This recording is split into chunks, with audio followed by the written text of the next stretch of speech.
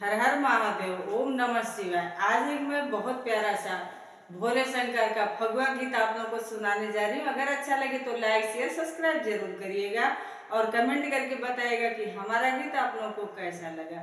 हर हर महादेव। भांग खाए भोलेनाथ, भांग खाए भोलेनाथ, होले मगन यही फगुआ में। भांग खाए भोलेनाथ, भांग खाए भोलेनाथ, होले मगन यही होलिया में।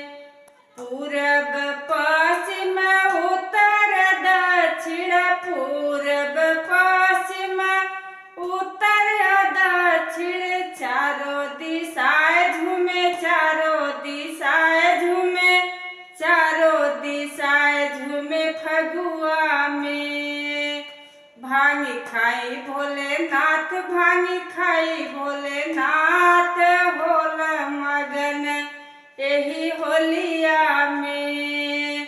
भांग खाई भोलेनाथ, भांग खाई भोलेनाथ, होले मगन यही होलिया में।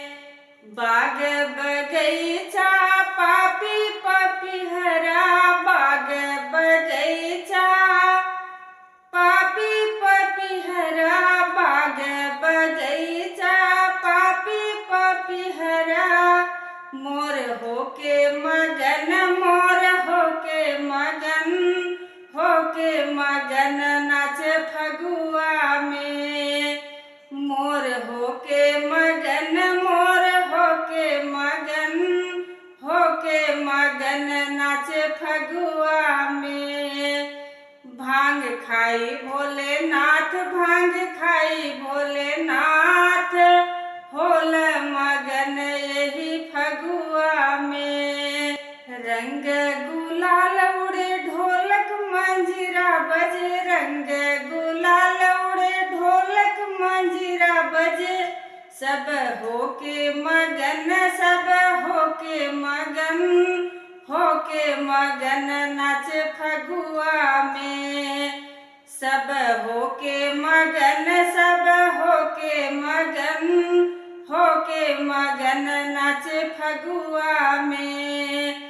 भांग खाई भोलेनाथ, भांग खाई भोलेनाथ, होले मगन यही फगुआ में।